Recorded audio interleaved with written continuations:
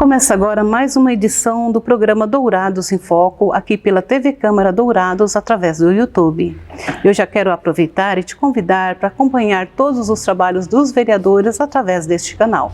E para participar deste programa, eu convidei o Carlos Arturo Valiente Filho, que é presidente do Conselho Municipal dos Direitos da Pessoa Idosa, e também o nosso vereador Sérgio Nogueira, que eu já quero agradecer a presença. Muito obrigada, viu, vereador? Carlos, obrigada também pela sua participação. E o tema de hoje é Junho Prata, que é o enfrentamento às violências contra as pessoas idosas. Então é um tema bastante importante. Junho já está caminhando para o final, mas é sempre bom a gente debater um tema tão relevante para a sociedade. Carlos, fala pra gente, segundo a Ouvidoria Nacional de Direitos Humanos, os casos de violência no Brasil têm aumentado. Perfeito. Durante o período pandêmico, nós tivemos um aumento significativo nos casos de violência contra a pessoa idosa. Isso se deu principalmente pelo fato de que esses idosos precisaram se manter mais tempo em casa, junto de seus familiares, o que acarretou aí algumas violações, um aumento significativo nessas violações. Então a gente teve maiores casos em relação à negligência, à violência psicológica, também desses idosos percebidos durante esse período. A violência contra os idosos ela é caracterizada não só apenas por abusos físicos, mas também psicológico, emocional, financeiro, Perfeito. Então, a Lei 10.741, que dispõe sobre o Estatuto do Idoso, ele vai tipificar, portanto, essa violência não só como na dimensão física. Então, ele vai dizer que qualquer caso de ação ou de omissão dentro de um espaço público ou privado que resulte em algum tipo de dano psicológico ou físico será, portanto, tipificado como violência. Então, nós temos, inclusive, no Brasil, casos que acabam sendo mais frequentes, não na dimensão física, mas na psicológica, no próprio caso de abandono, que acaba sendo o principal tipo de violência cometido contra os idosos. Certo. Vereador, eu sei que já existe uma lei, que trata sobre esse assunto. E também você, como vereador, tem feito um trabalho bem relevante aqui sobre esse tema. Inclusive, você vai fazer um seminário aqui na casa essa semana, para falar sobre este assunto. Muito bem, Roseli. Existe uma lei estadual denominada Junho Prata, existe uma frente parlamentar dentro da Assembleia Legislativa do Estado de Mato Grosso do Sul, que é uma frente parlamentar que luta pelos direitos da pessoa idosa, da qual eu faço parte, representando a União das Câmaras de Vereadores de Mato Grosso do Sul, e eu sou o proponente da Lei Junho Prata no âmbito municipal. Nós havíamos aprovado essa lei em anos anteriores, e esse é o primeiro seminário que nós vamos realizar em parceria com a Assembleia Legislativa de Mato Grosso do Sul, em parceria com o Conselho Municipal dos Direitos da Pessoa Idosa, em parceria com as universidades de Dourados e também com o Ministério Público Estadual. O objetivo é a gente discutir esses aspectos dentro do Estatuto do Idoso que garanta para o idoso uma vida sem violência. A violência não se aplica em nenhuma fase da nossa vida, ela é inadmissível e muito mais quando praticada contra crianças indefesas e idosos indefesos. Então é preciso conscientizar a população nesse momento de que o idoso, ele deu a sua contribuição, ele criou os seus filhos, netos, ele deu a sua contribuição social, contribuição financeira, e agora na fase que ele deveria desfrutar, na melhor idade, dos prazeres, do descanso, do lazer, muitas vezes eles são penalizados. E isso a gente vai tratar dentro desse seminário, no dia 29 de junho, portanto, quarta-feira, iniciando às 8 horas da manhã e indo até às 11 horas. Tá certo. Carlos, segundo dados pesquisados, os filhos são os maiores agressores.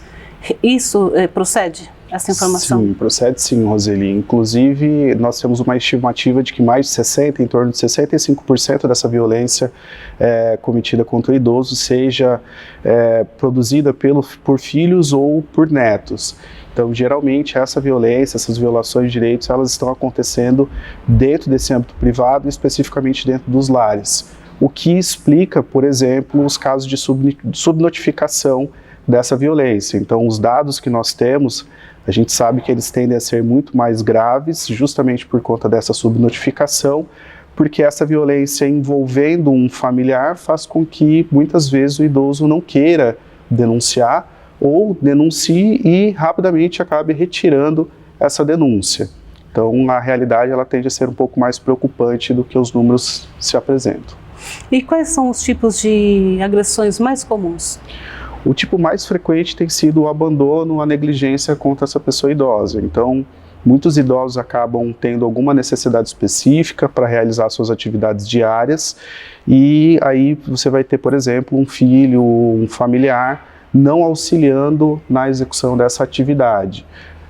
Em outros casos ainda mais graves, quando você tem esses filhos, netos, esses familiares se distanciando do cuidado ou se eximindo da responsabilidade do cuidado por desses idosos.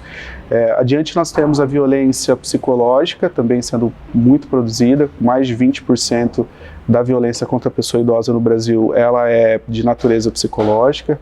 Então são agressões verbais que são produzidas, formas de você fazer com que esse idoso se sinta menos valioso ou algum tipo de ataque direto à sua autoestima.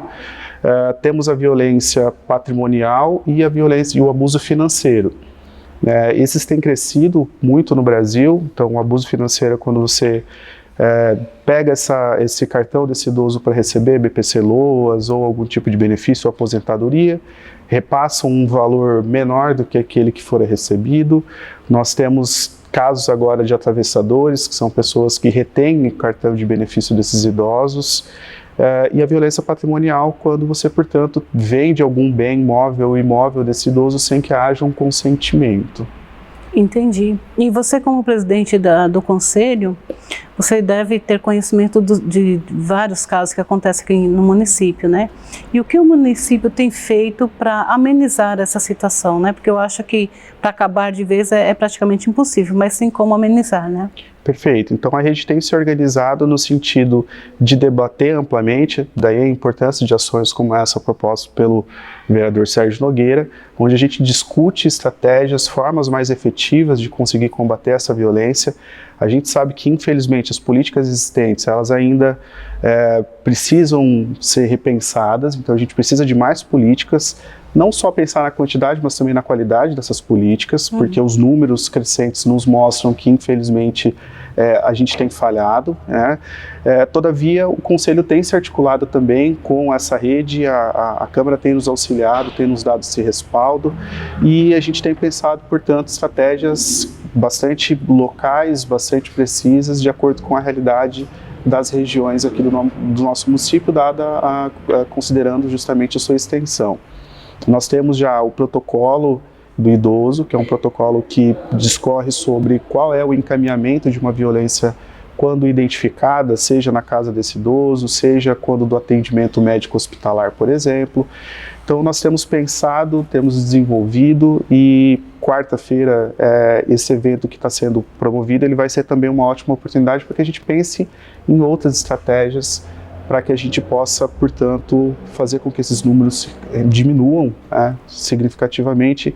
E o primeiro passo para isso tem sido justamente essa maior discussão, essa abertura para que a gente possa pensar essas estratégias. Tá certo. Vereador, e além deste seminário, né, o que mais essa Casa de Leis tem feito, né, para contribuir de forma significativa para essas situações, né, de violência contra o idoso? Então, a Câmara Municipal, recentemente, através de uma solicitação do vereador Maurício Lemes, ela produziu 5.000 cartilhas explicativas que apontam ali, apresentam os direitos da pessoa idosa.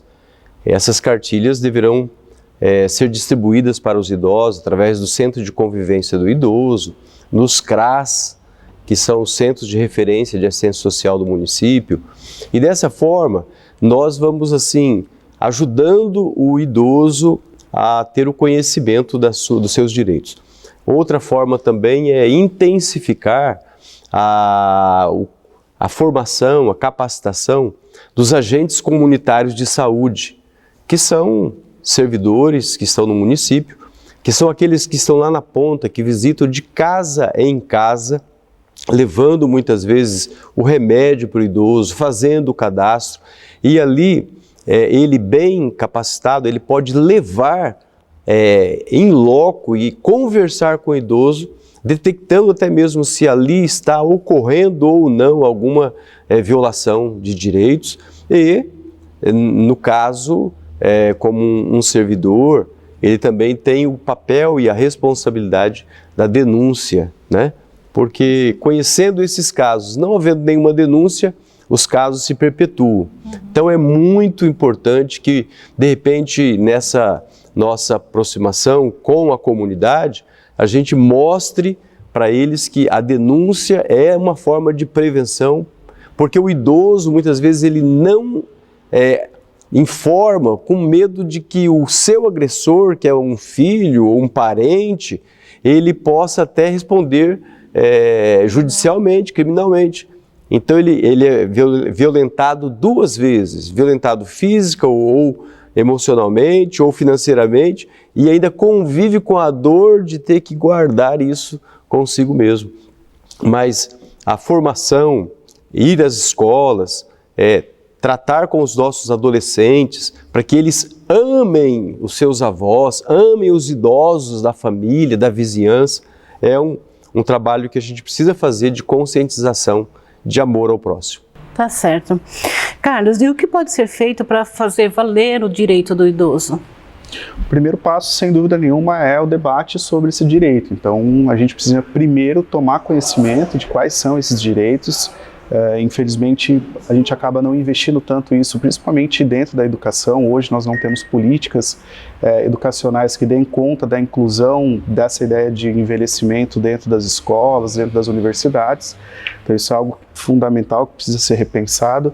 A partir daí a gente tem então esse trabalho de discussão, de debate, de informação. Então a gente, a partir do momento em que o indivíduo ele consegue tomar consciência de quais são seus direitos, ele consegue também se tornar um agente multiplicador, como já bem colocado pelo vereador Sérgio. Então ele vai passando essa informação e a gente consegue, portanto, replicar essa ideia e, obviamente, a informação, o conhecimento é a forma mais efetiva de se combater a forma de violência. Porque muitas vezes o idoso acaba sofrendo uma série de violências sem que ele se dê conta de que, de fato, ele está sofrendo essa forma de violência. Qual é a gravidade, quais são os caminhos possíveis para que ele possa, portanto, combater ou coibir esse tipo de agressão, esse tipo de violação de direito que ele tem sofrido. E a gente, então, portanto, precisa investir cada vez mais nessas políticas, fazer valer aquilo que está, portanto, dentro do papel. A gente tem uma série de dispositivos, Política Nacional do Idoso, Estatuto do Idoso, nós temos aí leis estaduais, municipais que vão criando todo esse aporte e, portanto, se a comunidade passar a conhecer, se tiver maior conhecimento em relação a isso, inquestionavelmente a gente vai ter aí um avanço bastante importante no sentido de redução desses casos de violência. Carlos, existe também um disque denúncia, né, onde as pessoas que sabem de alguma situação, de algum idoso está passando por situações assim, elas podem ligar até de forma anônima e fazer a denúncia. Qual é o número? Perfeito. Então, o canal para denúncia é o Disque 100, é um canal que você vai discorrer sobre qualquer tipo de violação que envolva direitos humanos, e inclusive essas violações contra a pessoa idosa, elas podem ser feitas por meio desse canal. É uma denúncia totalmente sigilosa, então a pessoa não precisa se preocupar em ser identificada, porque geralmente quem identifica é alguma pessoa próxima, um vizinho, um familiar, então ela não precisa ter essa preocupação porque nenhuma informação será coletada, tampouco haverá qualquer possibilidade de identificação dessa pessoa. Aqui dentro do município também, em se identificando algum tipo de possível violência, a pessoa pode procurar o CRAS mais próximo, né, o CRAS de sua região, e também está reportando esse tipo de violência, essa suspeita. Então, a forma, né, de se notificar, existem várias possibilidades, uma rede bastante ampla para que a gente consiga, portanto, tomar conhecimento para depois tomar as providências. Tá certo. Bom, e o nosso programa está caminhando já para o final e eu quero ouvir as considerações do vereador Sérgio. Agradecer a oportunidade de apresentar aqui no programa Dourados em Foco dizer que nós estamos assim, na expectativa de contar com a presença de todos os nossos espectadores, as pessoas que estão acompanhando aí no canal do YouTube da Câmara, e também conclamar toda a sociedade, lembrando que o Junho Prata é um período para nós pensarmos num ciclo. Então não é que a gente só trabalha em junho nós realizamos algumas atividades que são também depois trabalhadas ao longo de todo um ano. E a ideia também dessa união de esforços, né, para que a gente possa de fato ter uma sociedade mais humana, mais fraterna e mais cristã, como nós esperamos aí, né? Tá certo, vereador. E as suas considerações, Carlos? Agradeço também o espaço, Roseli, agradeço também à Câmara que não tem medido esforços para nos auxiliar nos trabalhos, nas ações do Conselho Municipal dos Direitos da Pessoa Idosa. Faço coro ao vereador Sérgio, é importantíssimo que toda a sociedade participe e que se engaje nessa causa, que auxilie, porque também é papel da sociedade, é papel da comunidade auxiliar e também combater qualquer tipo de violação dos direitos da pessoa idosa, pensando que se nós agirmos de uma forma conjunta, sem dúvida nenhuma, esses números tendem a se reduzir e a gente tende a ter aí, portanto, a garantia de que a velhice seja um período com dignidade, com bem-estar e com qualidade de vida, que é aquilo que todos nós merecemos.